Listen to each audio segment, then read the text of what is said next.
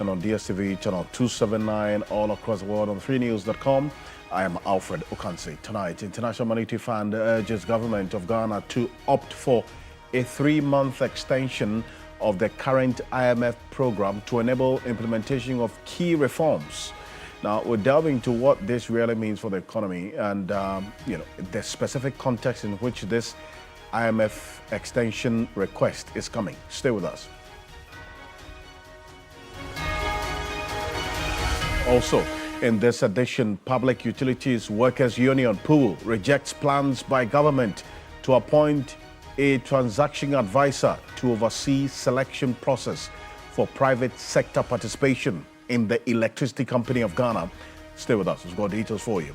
And much later, the Bank of Ghana describes a over $200 million loss reported by the IMF as speculative. Stay with us, we've got details for you on this matter and more here on Ghana Tonight. As always, let's get the conversation going on Facebook and on X, as well as on Twitter, that's on Instagram. You can share your thoughts and views, comments with us. We'll read out to the rest of the world.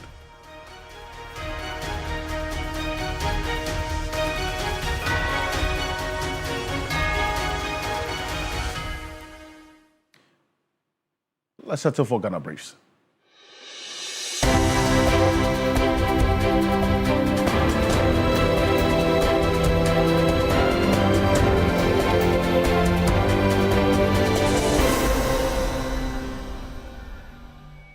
While many mark Christmas with family and festivities, essential workers such as healthcare professionals, journalists and food vendors are once again spending the holiday on duty, keeping vital services running.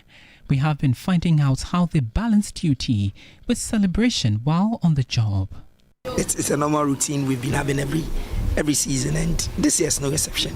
As I'm here this morning, I'm working quickly before time for production, so I can go out there and then have a little lunch with the family somewhere. So I'm bringing my stuff very quickly to fixing my bulletin before I run and come back in the evening for an update. So the work is such that at any point in time, news goes on. It's been part of us for years. So it's nothing new, we're used to it. That's a huge sacrifice. I mean, everybody would agree with me. I have left my kids at home.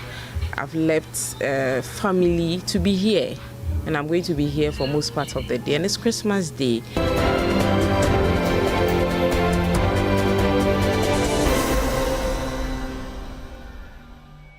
While many families gathered around festive tables on Christmas Day, nurses at the Koforidua Polyclinic remained at their posts, finding purpose in compassion.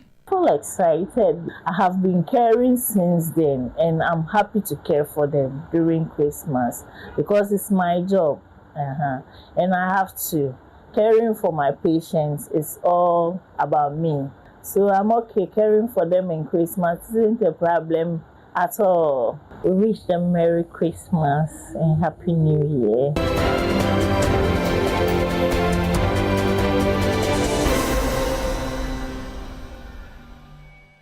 Christmas Day was marked in grand style by the people of Jamestown in Accra as the historic community came alive with color, music and excitement. The streets of Jamestown, particularly the John Evans Atta Mills High Street, were flooded with multitudes who gathered to celebrate the season with a blend of peace advocacy and entertainment. Gango, Misha, the Wagashi, Wagame, Fear Kumi, Wasumo, Wakwe, Wawa, Misha, Danu, Lalatwa, Nanu Femo, Walecha, Watizi, Wakucho, Wafia, Wabayakumi, Wafemo, Misha. You are against Christmas, Baga, nobody while I be a man.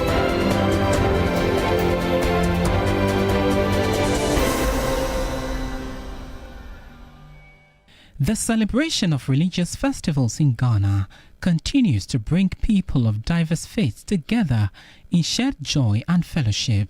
Over the years, this tradition has strengthened interfaith tolerance and camaraderie, contributing to the country's enduring peace and unity.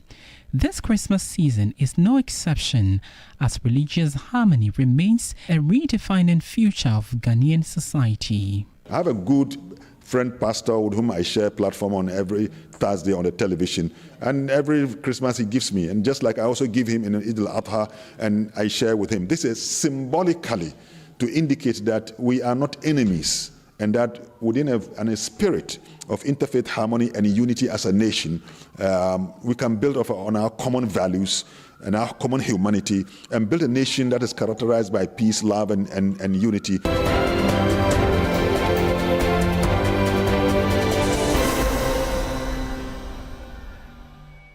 The Industrial and Commercial Workers Union, ICU Ghana, is calling on government and employees to do more to improve the living and working conditions of Ghanaian workers in the coming year. In his 2025 Christmas message to workers across the country, the union praised workers for their resilience and sacrifices, describing their effort as crucial to Ghana's economic recovery. The year with its challenges also has enabled us to sign the condition of service of the Ghana Education Service finally. And then we had what we were asking for, the continuous professional development and skills allowance, upgraded from 1,200 to 2,400 effective January 2026. And other conditions of service issues that were amended have all been signed for the Ghana Education Service.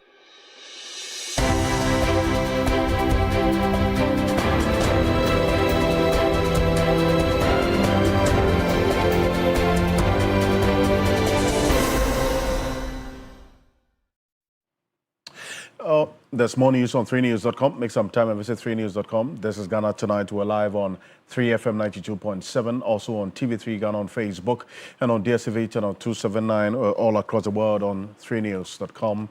And as we celebrate Christmas today, the 25th of December, that's also a conversation about the economy and how things will play out in the year 2026. The IMF Fifth Review Staff Level Report is what we have been sinking our teeth into right from yesterday, especially with the aspect of the said $240 million loss, which the Gold Board has disputed. But this time around, we'll start a conversation with the International Monetary Fund urging government, and that's what's coming up next. They are urging government to opt for a 3-month extension of the current ECF program to enable implementation of key reforms. Now, we'll delve into what this really means and what the IMF is talking about regarding this proposal for the extension that they mentioned. And just put this extension in context. Previously, the demand or the application for extension came from the government of Ghana. That's in the previous instance. Government asked for an extension of the program when we're just finishing the just ended that's IMF program before this one that we entered into sometime a couple of years ago in May 2023. Now, this one is coming to an end, all things being equal, next year, May. The IMF is the one that is asking that this program be extended by some 3 months. And they give reasons why, which we're going to be getting into. It's in the reports that they released a couple of days ago, which we are analyzing. There are some key highlights that they capture. They say Ghana's performance under this particular extended credit facility program, which we are under, which is ending in the next 4 months, has been broadly satisfactory, despite some delays in implementing some complex structural reforms. Macroeconomic stabilization is gaining momentum, with strong growth and single-digit inflation for the first time since 2021. Steadfast implementation of the policy and reform agenda remains essential to fully restoring macroeconomic stability and debt sustainability. The outlook and the risks, and this is where we've got to pay attention to for the benefit of this conversation. The risks, they say, stem from a deterioration of the external environment, especially related to commodity price volatility and confidence effects from policy and reform slippages. Here's what this part means. That to the extent that we have still rely on commodity prices, especially for instance, when it comes to crude oil prices on the world market, we do not have control over the pricing of crude oil on the world market. And the price of crude oil on the world market is one of three components that influences the pricing of petroleum products at the pumps. So when the price of crude oil goes up, we've seen some relative stability with the taxes in the price buildup. And then also the currency differentials, which is the third element or component that influences the price of petroleum products at the pumps. They say that the risk that they identify in this entire process of consolidation of the gains in the economy has to do with commodity price volatility and then the confidence effect. One, they say there's some delays in complementing the entire comprehensive debt restructuring and then some risk as well within that particular area. They propose as a result of this, because of the delay in implementing some of these issues related to the comprehensive debt restructuring program, the current arrangement expires in May 2026. They are proposing an extension to August 16, 2026.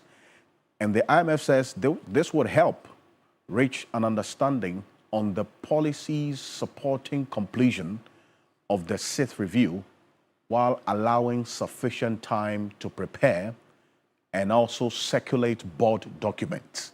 This is why they are asking for this extension.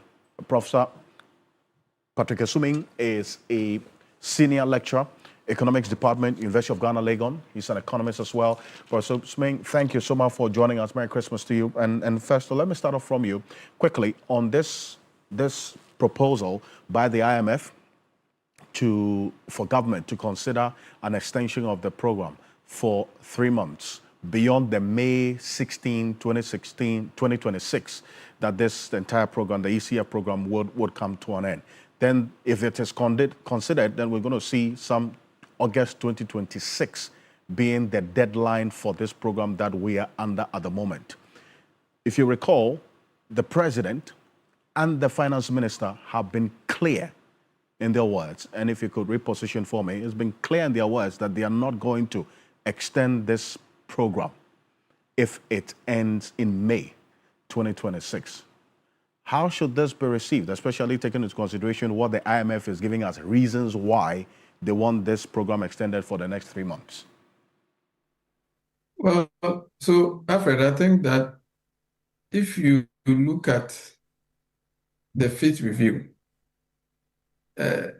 in terms of the performance indicators and the indicative targets, we are outperforming what the program says we should do.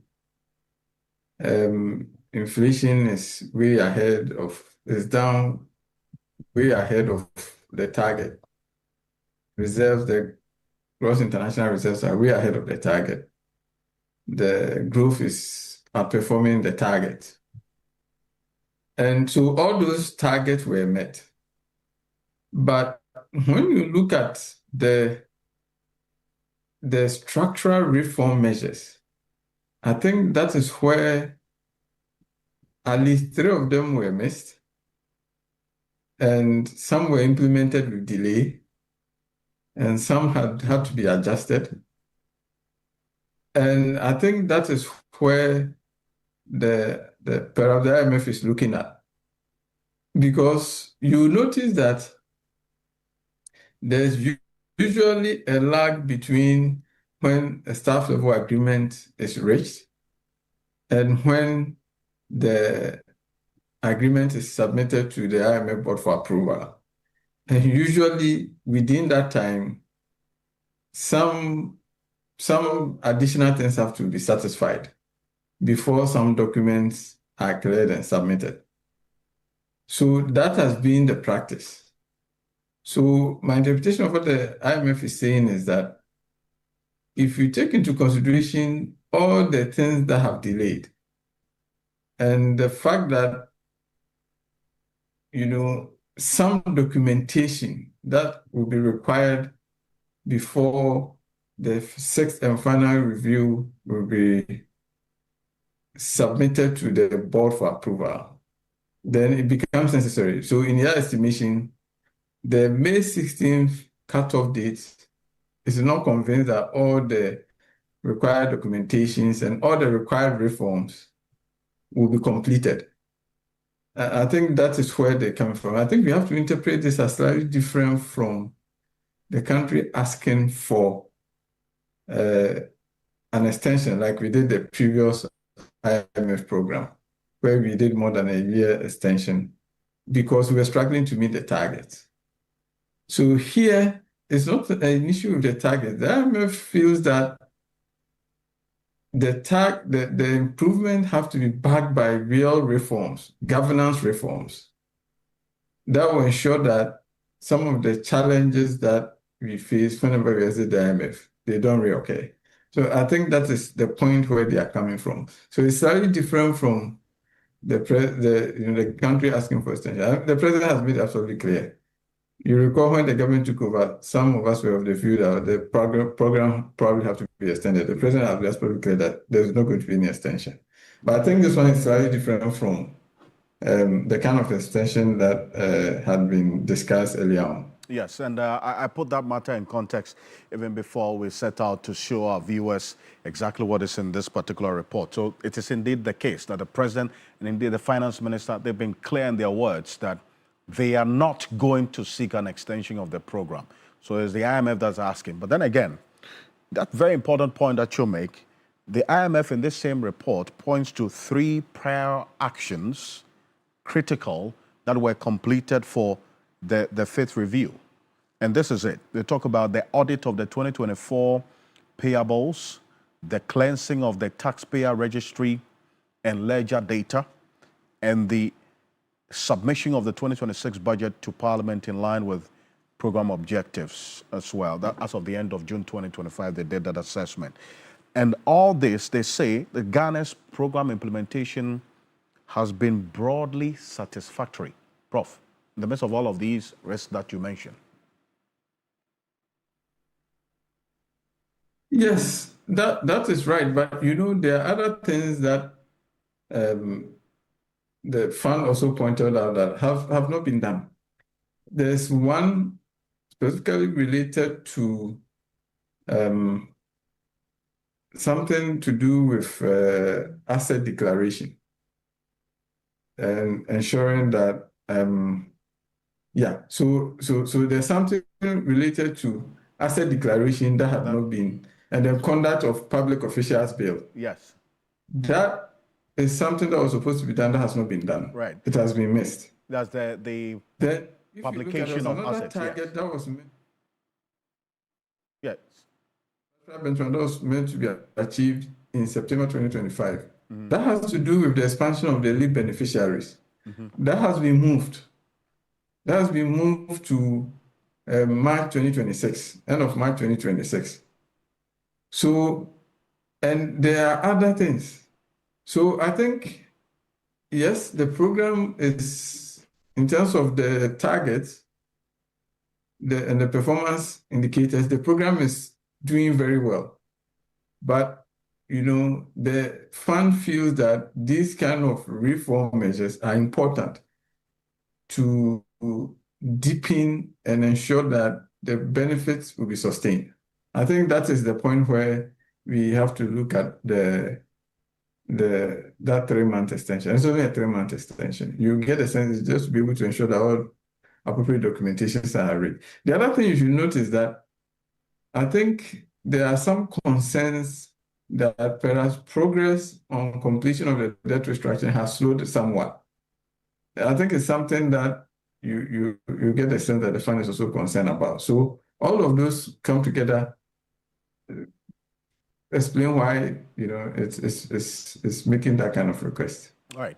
And Prof, thank you so much for this. And kindly stay with me because I'm going to go to the next issue, which is also part of this report that we're analyzing, this IMF, that's the 5th review report that they put out today, a couple of days ago. And that has to do with the portion related to some $240 million that they say in that report that this Gold for Reserves program has incurred. And that's what's coming up next here on Ghana Tonight. Because yesterday, when we talked about this, just when we were on air, the Ghana Gold Board issued a statement signed by its CEO, Sammy Gyamfi, explaining why this IMF position about the said $240 million may be misplaced. And then also the said off-taker fees, he said there is nothing of the sort like off-taker fees that Gold Board charges the Bank of Ghana. And this and many other responses and replies is what the Bank of Ghana is giving to the IMF. And they've said that this $240 million Gold Board loss reported by the IMF is speculative. It actually maintains that the books of Gold Board is currently undergoing annual external audit and that the findings will be published when completed. I'm going to show you portions of this aspect of the report that touches on this. And this is what the Bank of Ghana is responding to the IMF. They say, although the IMF review flagged financial risks associated with the domestic gold purchase program, it is important to place these concerns within the broader context of program's significant macroeconomic contribution. The domestic gold purchase program is a policy tool that has helped shore up Ghana's international reserves, supported currency stability, and enabled access to large volumes of foreign exchange without incurring new debt. Professor Suming say this has happened without incurring new debt, and that the operational role of Gold Board as an aggregator has been important in channeling gold-based inflows, and we'll put it on the screen right now, from the small-scale mining sector into the official market. This collaborative structure between the Bank of Ghana and Gold Board has ensured that this domestic gold purchase program remains anchored in public policy objectives.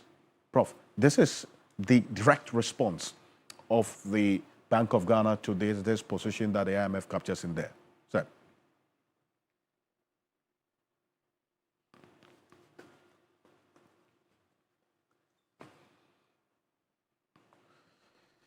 Well, I have been somewhat surprised by the response, first of the Gold Board and also to and also the one I just reading from the BOG. I think that what the IMF is saying, what the central bank is saying, doesn't dispute the fact.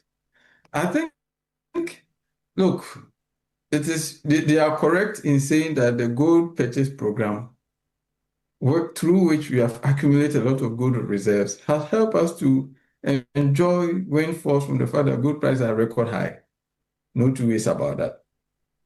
But trust me, without the information in the fifth review, you and I wouldn't have known that these kind of transactions are going on that are bringing losses to the books of the central bank.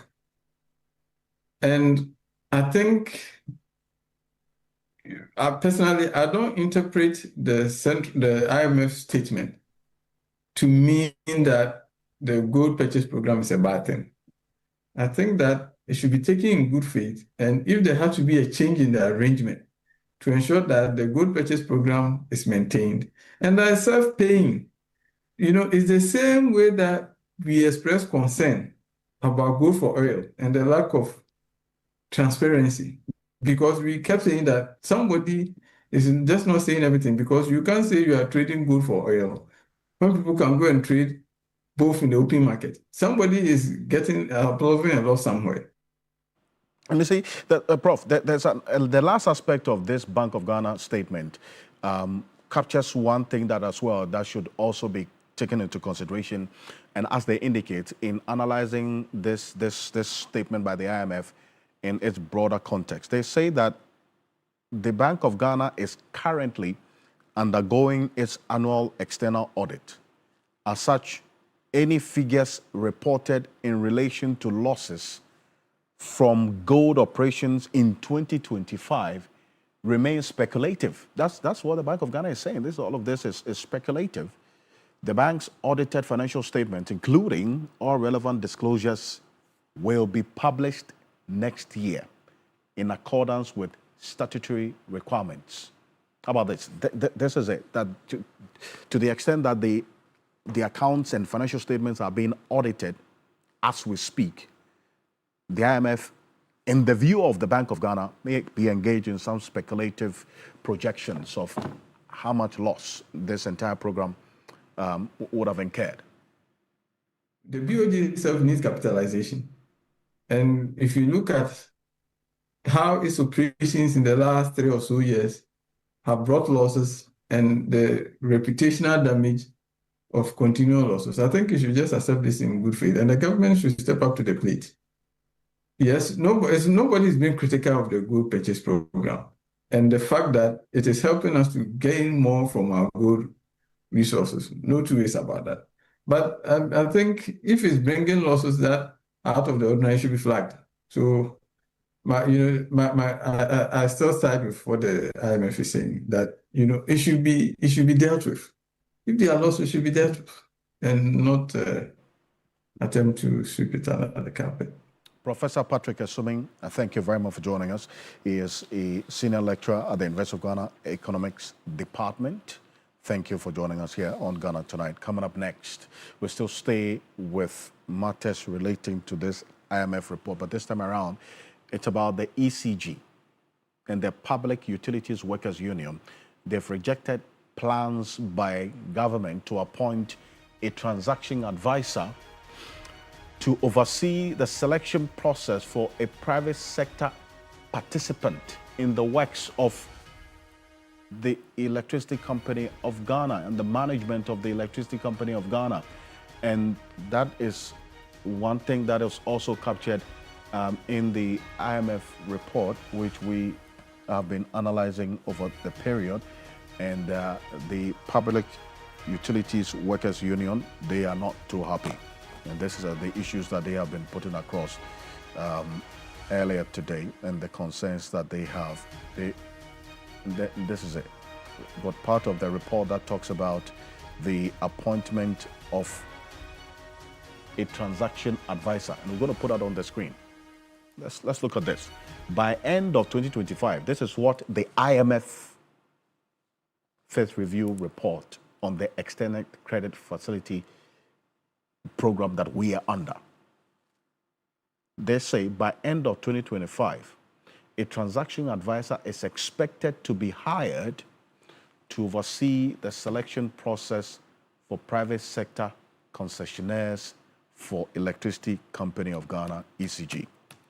It continues. The Electricity Company of Ghana's payments to independent power producers through the cash waterfall mechanism have increased significantly, reaching $308 million in 2025 half year, compared to $325 million for the entire 2024.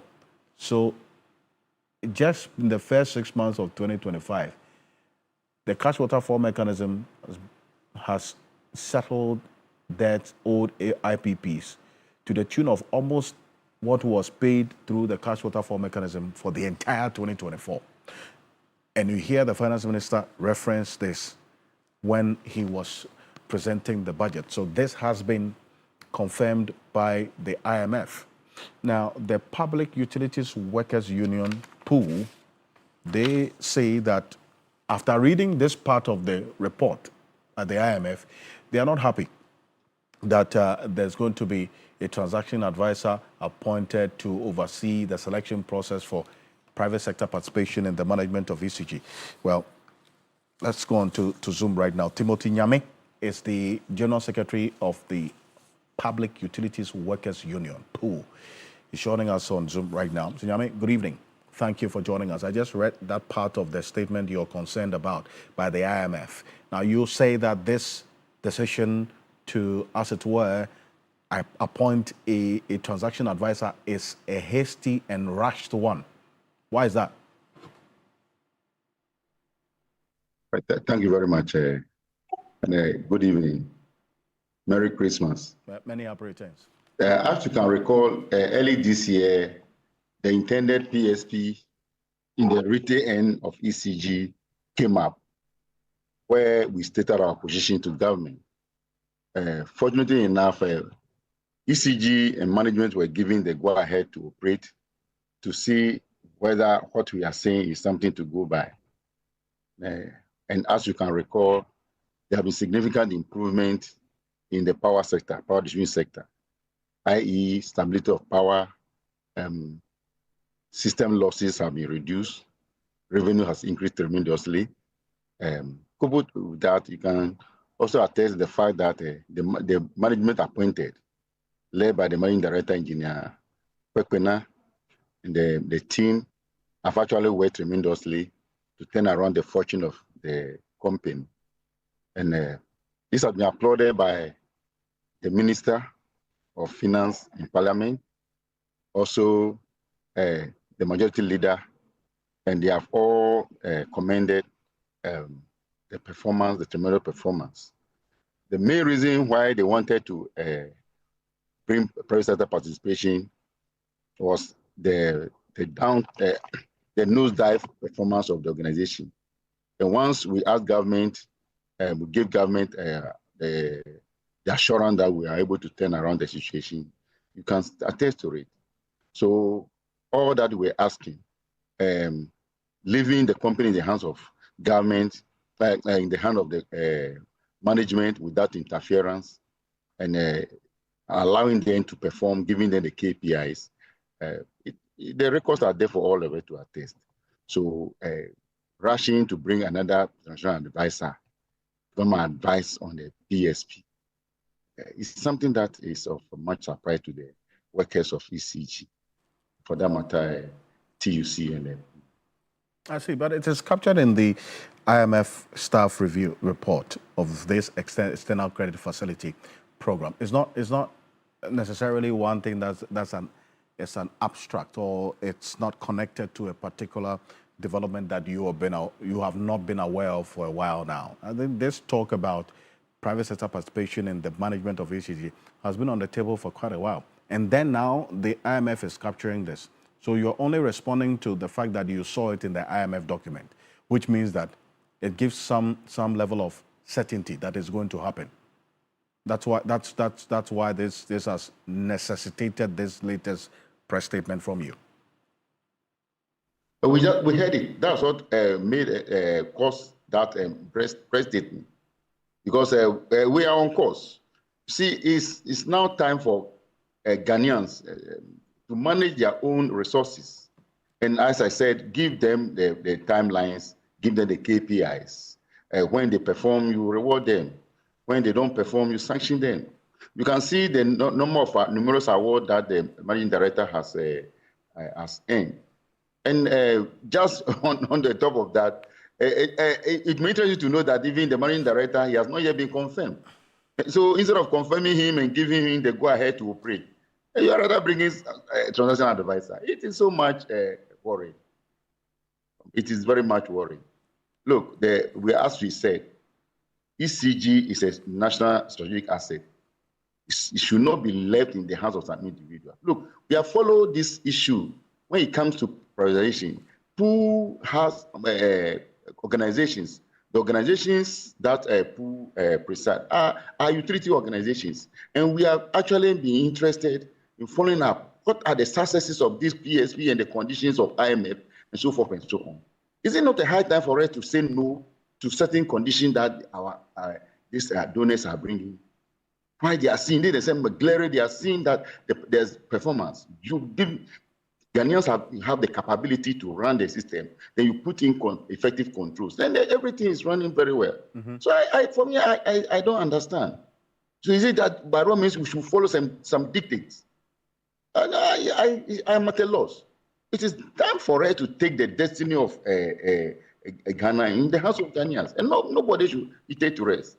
We have seen over the period what has happened with these Bretton Woods institutions. We have seen.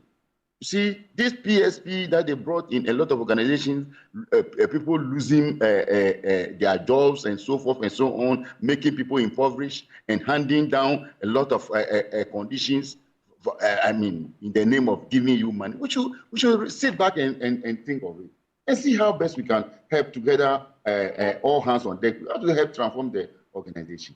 Look, I am even surprised that within this short period, the management of ECG have been able to turn around the fortune. Brother, if you can test power, apart from maybe accidental power failure, every schedule maintenance is announced and everything is on course. So what do you need? What does it come to do? What is it come to do? Are you not thinking that they are also having some interest that only a private sector can be able to should perform? Why government had the power, the strength of His Excellency the President, the power is so much overwhelming that you need a private sector to come and stand, and then you operate before everything will be successful. We are actually at a loss with that. That's why the workers of ECG, POO, and TUC are actually against what is going on. I see. Yeah. But Mr. Nyame, why are you surprised that the current management of the ECG has been able to turn around the fortunes of the company within this short period? I'm surprised that you are surprised. Why? You were expecting it to take a very long time? Yeah, so that's what I'm saying. From what we heard, from what we heard, and within the short period, the management, and we can see that there has been no government interference. Rather, we go on massive disconnection to people who matter, who hitherto could have gone to call the short of us. They don't do that.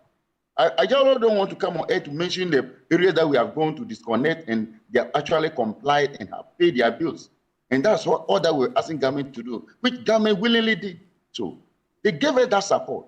So there was one day when somebody said, hey, I should meet him at the minister. The minister is looking for me. I said, which minister? He has told us that. So I'm not even coming, because if I come, you ask me whether he has called me. So that we have disconnected somebody. Nobody. No, the minister, honorable minister, he didn't interfere, and he has not interfered in all that we have operated. And that's all that we were asking for.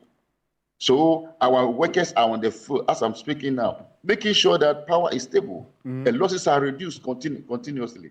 I mean, then you are saying that, oh, these people, they are bringing transaction advisor to come and do what transaction again?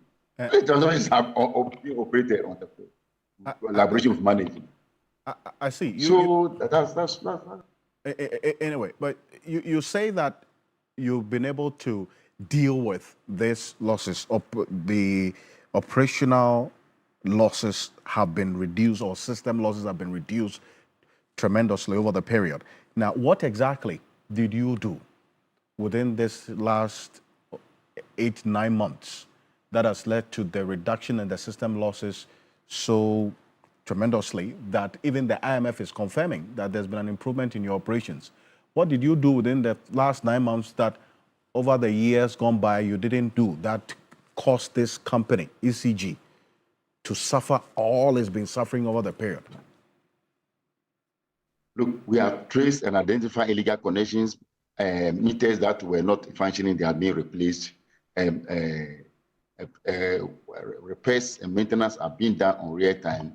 So now we are mapping a lot of meters that were put in some communities that they were not being captured, understand, through the directive of the management. So we are doing that, and they are being captured. So that is what is causing the losses to reduce, and we are ongoing. We held a meeting with management on the way forward after the new year, where to tackle and when we resume from break, only for it to and then we fashion a roadmap so that when we come back from the break, we will go ahead and do the operations.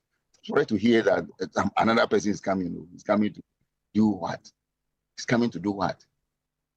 Don't we have trust in the management that has been put in place by His Excellency the President with the board of directors? And I tell you, I can confirm to you that cordiality, the team spirit that is from the board showing the direction, and nothing is done in the dark, and everything is moving very well. Then you need a transitional advisor. I see. So you've taken this position. Your press release says this decision is hasty. It's a hasty one. You've lauded the management. You say you're working with them to turn around the fortunes of ECG. There has to be that engagement. Obviously, I know there has been those engagements over the period with the Ministry of Energy and Green Transition. If this comes to pass, to the extent that you hear that a transaction advisor has been appointed, then what's going to be your next step as a union? Well, the publics are the best people to give it the testimony. Why do you need a transition advisor? We are actually against it.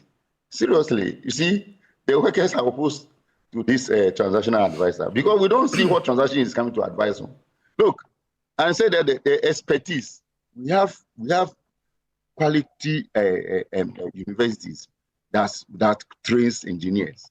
We have very good universities that train engineers. People come from outside to come and learn.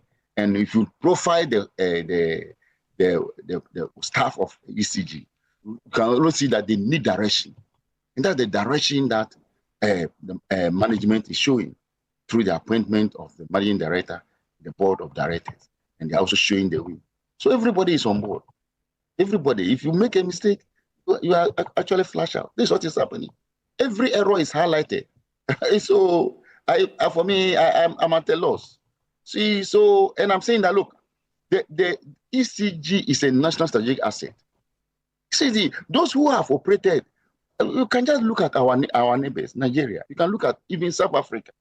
You can. I don't want to mention countries because we don't want to go there. But we are saying that let's look at the successes that ECG have chopped over the short period, and let's see how best we can entrench these controls and improve. And see the company and see this company working rather than bringing some people to come and say that they are coming to operate, fragment the ECG. This or now, this or I'm even hearing that they are coming to segment the ECG and make it more profitable or more effective or efficient. Efficiency have been infused into the system, and but through the assistance of the minister and the management board of directors, everything is on course. And periodically we meet to appraise the system and see how best can go ahead. But I tell you, but this appointment, this announcement of the appointment has brought a lot of heat concern to our workers. They are calling here and there. Even today I was in charge, they were called. I have to quickly, which is not normal of me, put off my phone because they are much concerned. See, you assure the workers that they should help turn around the system. They are working on it. What we need to do is that we have to look at how best to put in effective control to sustain what we're doing. And I thank you very much. Timothy Nyame is General Secretary of the Public Utilities Workers Union. This is Ghana Tonight. We're going to go for this quick break. When we're back, there's more to talk about on a day like this, Christmas Day. Stay with us. We'll be back shortly.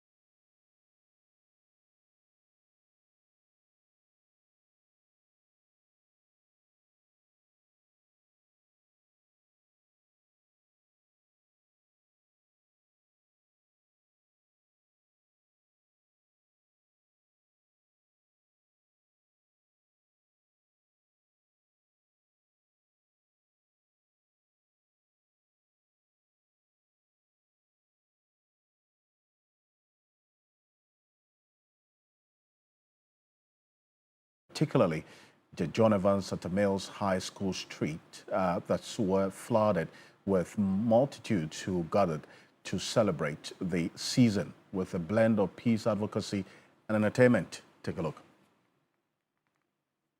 Indigenes who have migrated from the area returned home to take part in the Jamestown Academy's annual Christmas event, transforming the high street into a hub of social activity. Residents from adjoining communities, including Osu, Teshi, La, and Mamprobi, also joined the festivities. They used the commemoration of the birth of Christ to reconnect with friends and family. The celebrations also featured activities aimed at keeping fit, encouraging participants to start the year on a healthy and active note. This academy work is really fun. Before it's exciting, once in a while, I say, academy work this morning, with a common purpose, revelers moved through major streets within the community. They drew support from residents along the route, creating a lively atmosphere filled with cheers and encouragement. The colorful procession attracted cheers from onlookers as traditional rhythms blended with contemporary tunes, creating a festive atmosphere across the community.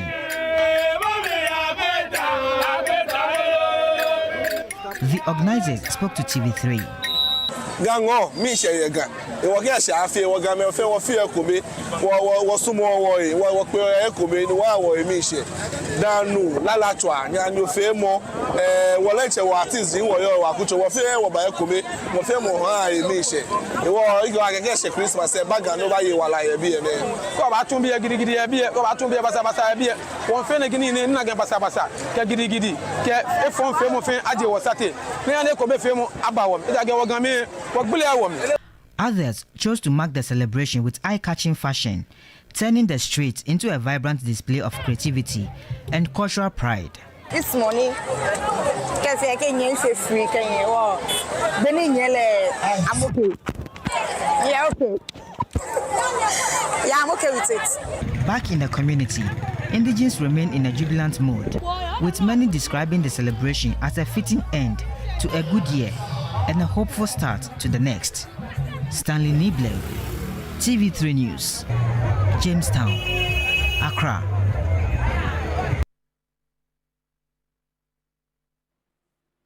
Well, the president of the Association of Market Women in the Greater Accra region, Mercy Afrowa Ne Jan, has expressed satisfaction with what she describes as improved economic conditions in the country.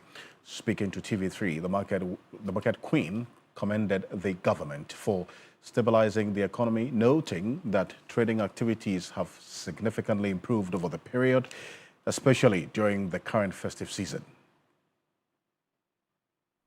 Over the years, trading activities in many market centers have been challenging, with several businesses collapsing due to the continuous depreciation of the Ghana cedis.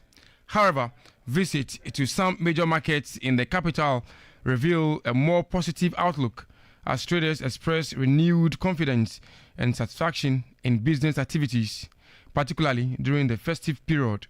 The president of the Association of Market Women in Greater Accra, Mercy Afrowa Ne Jan, praised government for measures put in place to stabilize the economy. She added that this year's trading conditions are far better compared to previous years, giving traders hope for sustained business growth. Really, we are in the festive season, and it's really a happy time. In fact, there are so many surprises for us this season, because this is the first time that we have seen Accra choked with people going up and down buying. Now it seems as if things are going very well. Everybody has got something to come and buy for the child or come and buy something for the house. And we are very happy. It is the first time. It is the first time. And I hope it will continue. This tells you that things are becoming better. And we wish by next year it will be best. The market queen also used the opportunity to call on government to intensify efforts to curb illegal mining, popularly known as galamsey, warning that it poses a serious threat to local food production. She cited recent reports indicating the presence of heavy metals in some food crops as a growing concern. If the galamsey is not there, then this pollution and so on will not also be there. For the vegetables, cereals, we are very interested. We heard about the news. We were pleading to know what exactly we can use to prepare our food to make it very safe for us. But with all that, people still continue eating kontomire and the vegetables. I think that is the only healthy food we have. So we will eat it. But I'm pleading if there's a method that can be used to make it more safer for us, we'll be delighted to have it. The president of the Association of Market Women in Greater Accra further urged the Food and Drugs Authority to go beyond merely announcing the presence of heavy metals in food products. She called on the authority to also provide practical guidance to consumers on safe food preparation methods that can help reduce associated health risk. Joseph Armstrong, Gold with TV3, Accra. Well, one of the expectations that consumers had was for the reduction and continuous reduction in the rate of inflation to impact directly on the prices of goods and services, farm produce on the market, vegetables and others. And this is it. We track the trend of inflation decline right from January to November, that it stands at 6.3%. And this is how the picture looks like. From where we started in January, I'm going to put it on the screen right now, and where we're ending now in November 2025. That is 6.3. We started this year, bear in mind, with 23.5% inflation rate, and it's been on the decline consistently. 23.1% in February, 22.4% in March, came down to 21.2%.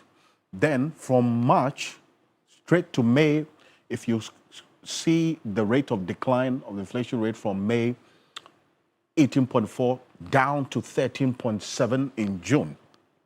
And if you recall, it was around this same period that we saw the improvement in the strength of the cedi against the dollar. The cedi appreciated very much against the dollar beyond the expectations of even the IMF. Then that influenced what we saw as well, the reduction of the policy rate. Why? Because the Bank of Ghana itself has been pursuing this inflation targeting over the period. And so if the policy rate was going down, it's also influencing the cost of credit for the private sector. So that would then influence the cost of production and then eventually influence as well a reduction in the price of the items that private sector either imports or produces in this country. So that clear reflection of this, the reduction in the inflation rate and the policy rate, is what a lot of consumers wanted to see and are experiencing now on the market going to shop for Christmas. It's one that we continue to put the focus and the spotlight on up until the end of the year, with inflation now at 6.3% for the month of November. But I want to say thank you so much for staying with us here on Ghana Tonight. On behalf of the rest of the team, we do appreciate your company. Merry Christmas to you. We're back again tomorrow for another conversation. I'm Alfred Akansi. Have a good night.